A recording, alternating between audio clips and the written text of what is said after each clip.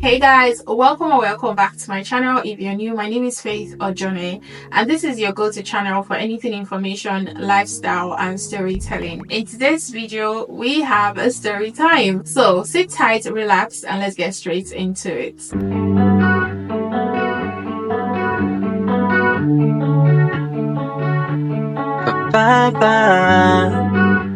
Imagine this, you've lived in the UK for over a decade. You've built a life, a family and a home, even been granted indefinite leave to remain. But suddenly, it's all taken away because of one decision you made years ago. Yeah, so that's the story. This case involves a Chinese national who arrived in the UK on the 5th of August 2006. Let's call him Mr. He. So Mr. He first arrived in the UK and claimed asylum. No further information on why he claimed asylum, of course. He used a fake name when he came to the UK. Fast forward to March 29, 2017, he was granted indefinite leave to remain, still under the false identity, part of a government backlog clearance program, which sounded like he dodged a bullet, right? Okay, well, not quite. So in August 2019, his indefinite leave to remain was revoked.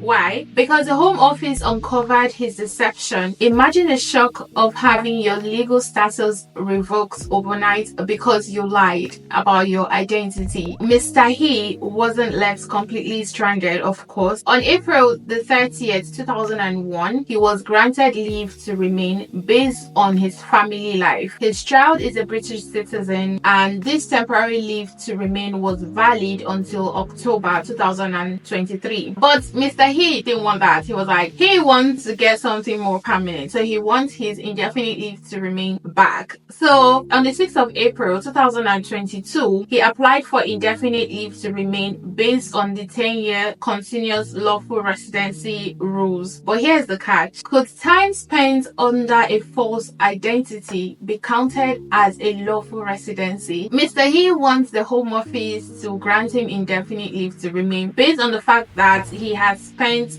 time on the indefinite leave to remain. But again, he got the first indefinite leave to remain based on a false name. Will the Home Office count this as a lawful resident if you've not been in the country as the person you claim to be? Home Office didn't think so, so they refused his application not once but twice, citing the earlier deception. Mr. He wasn't ready to give up, so he decided to challenge the refusal through a judiciary review. Crazy, right? His legal team argued 3 points. They mentioned that the time he held the indefinite leave to remain before it was revoked should count towards his lawful residency in the UK, and 2, a specific immigration rules didn't apply to his case because he was applying for indefinite leave to remain, not temporary leave. And the third reason they gave was that it was unfair to refuse his application based on deception when his family-based leave had been approved under similar circumstances. Is that not crazy?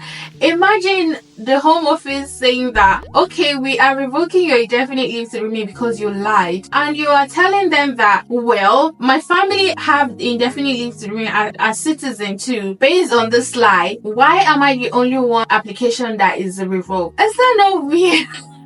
Wait, I don't know where he got those lawyers from, but like, was he expecting the Home Office to revoke his wife and his children because he lied? What's the argument here? The upper tribunal wasn't convinced, okay? They focused on the purpose of the immigration rules, which the judge stated that lawful residency cannot include leave obtained through deception. So they said that to treat someone who lies to get their status as lawfully resident of the UK didn't make any sense. I mean, you can't build something permanent on a foundation of dishonesty. The court also clarified that application for indefinite leave to remain are not exempt, okay, from the rules that penalize deception. So if you get your indefinite leave to remain or citizenship based on deception, they have the right to still revoke it anytime they find out. They found no issues with Home Office decision to refuse Mr. He's application for indefinite leave to remain. The court supported the Home Office decision not to grant him indefinite leave to remain. First of all, you came to the UK, you lied about your name, your identity, and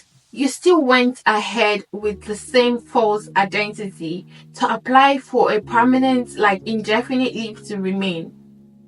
Why?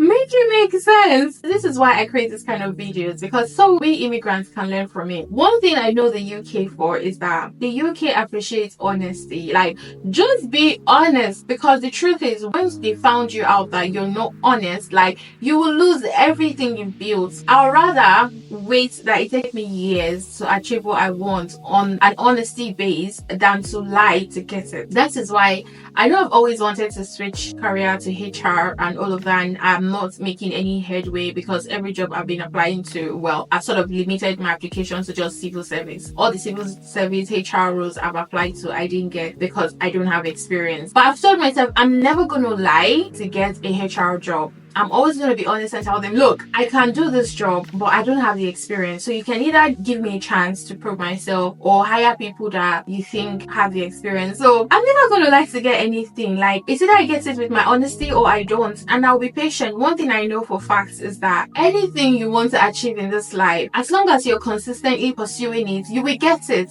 All it will take is it will be delayed. Delay is no denial. So just keep pushing and don't lie. Key takeaway from this here, the fact that this case sends a clear message that the immigration system values honesty above all else. Mr. He's story highlights how one bad decision, like using a false name, can come back to haunt you years later. So even though he lived in the UK for over a decade, the deception in his initial application has overshadowed all the years he has spent here in the UK. It's a tough pill to swallow, but it's a powerful reminder of the importance of transparency in the immigration process. What do you guys think about this case? Should Mr. He be forgiven for his earlier deception, or was the tribunal right to hold him accountable? Let me know your thoughts in the comments below. Thank you so much for watching this video. If this video was helpful or insightful, you know what to do. Give it a thumbs up so that more people can see it. Hit the subscribe button if you have not, so if you are interested in seeing more stories like this, because in 2025 I'm gonna be giving you guys stories back to back. Okay, and I'll see you guys in my next video. Bye. Ciao.